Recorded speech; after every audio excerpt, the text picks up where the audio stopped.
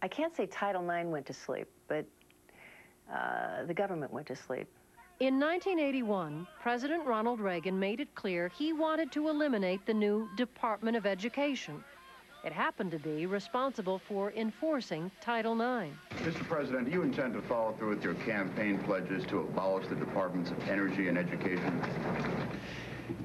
I have not retreated from that at all.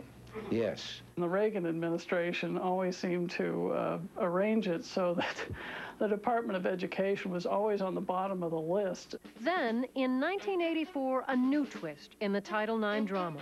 Tiny Grove City College challenged the law in court, resurrecting an old argument that departments that did not receive federal funds should not have to comply with the law. When the case got to the Supreme Court, the administrations had shifted. The Reagan administration agreed with Grove City College. The court agreed too and scaled back Title IX's power, limiting it just to programs that directly received federal funds. We saw the Supreme Court make one of the most foolish decisions that they ever made. The Grove City decision made everything come to a halt. And that was, in essence, the end of Title IX coverage for intercollegiate athletics. It was a very painful blow. But women athletes had a momentum of their own. When things weren't looking particularly good for female athletes, when administrators continued to hold their ground. Jackie Joyner in lane 2, and this has been quite an event. Up came another Olympic Games to give women's sports a shot in the arm. The United States and Korea, gold medal game. A defining moment came when Joan Benoit crossed the finish line in the first women's Olympic marathon. She has done it. It broke through the ceiling. I said, oh my God, after all of those years of hard work, it's happened. After the Olympics, women athletes were enlisted in the fight on Capitol Hill to restore Title IX. There was growing concern that limits to Title IX could lead to limits on all civil rights laws. This made no sense, just that the federal funds could go on into one office, and yet you could have discrimination all going on all over the university. I mean, it just made absolute no sense. 4 years later, Congress restored the power of Title IX. By then, many schools, under economic pressure, had been cutting athletic teams, men's and women's. But with Title IX now back in force, some were caught off guard. In 1991, Brown University dropped 2 men's teams from varsity status, along with women's volleyball and gymnastics. The men could not do anything about it, but the women could. They sued, charging the school had violated Title IX. What we realized was that as women, we were protected under this law because we were underrepresented. So we had a way to save ourselves. If we had a way to save all the athletes, we would have gone for that. The university argued it had complied with Title IX and its complicated set of rules hammered out years ago.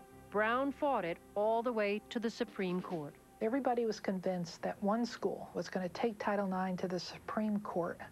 And the fantasy was that the Supreme Court would deliver a knockout punch and the football coach would rise victorious. But Brown lost.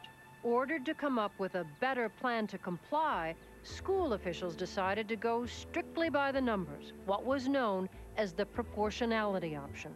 Men's and women's teams in proportion to the number of men and women students. If people had needed a wake-up call, that was certainly it. Maybe that was the final gong, you know, that had to hit people over the head for those who didn't understand that compliance was a major issue.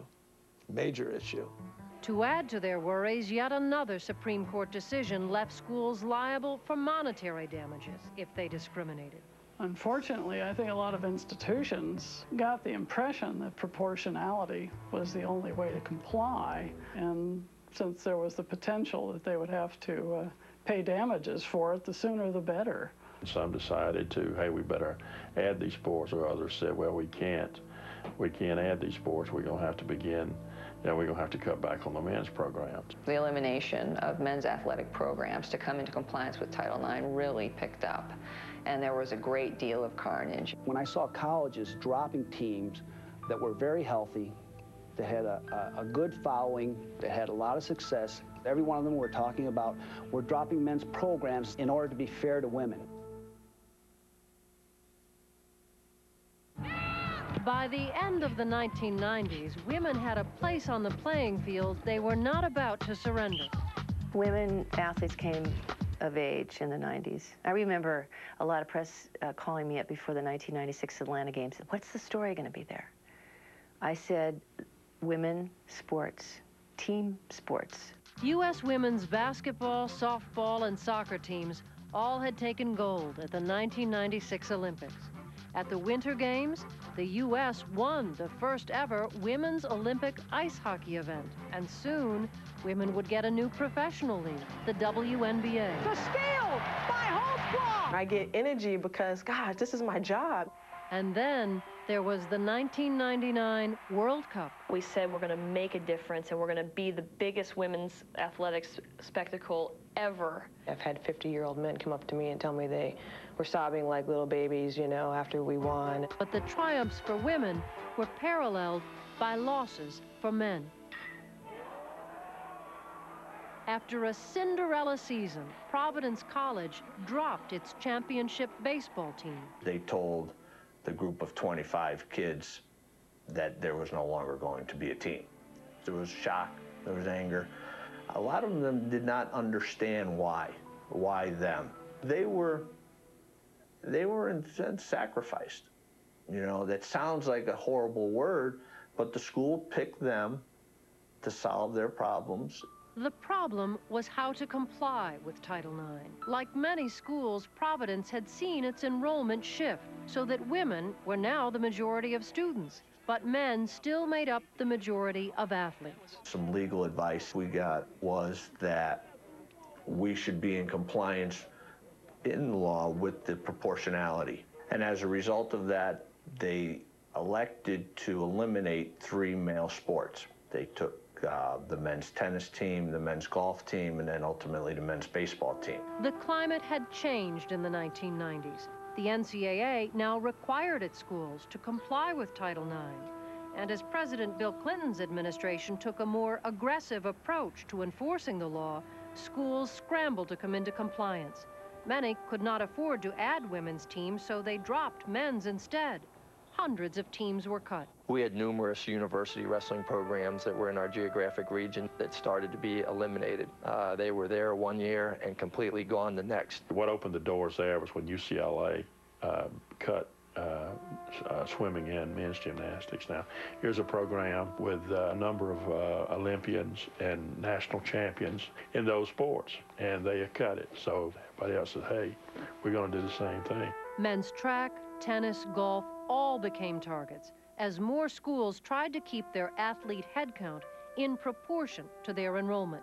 For many, it was a frustrating balancing act. Schools are stuck between a rock and a hard place. Every school has limited resources, so judgments have to be made about how to allocate those limited resources. And schools wanted to safeguard certain sports. There's what's called the athletics arms race, where schools believe that they've got to win in these high-profile sports of football and basketball and spend fortunes doing it. Football, of course, requires tremendous resources and large numbers of participants. It requires creativity and tremendous will to create opportunities on the women's side to balance that. Men's minor sports were the casualties. Young men found doors slamming shut just as women had before Title IX. My goal was always to be an All-American, a collegiate All-American. And, you know, for some people, they dream of the Olympics and other things, but I kind of always focused on wrestling in college. And it's a hard realization to know that I'm not going to wrestle again. I was very upset because I came here to wrestle. And about 2 weeks after I got here, someone told me that wrestling had been cut. This was the hardest decision that most, if not all of us, have ever had to make.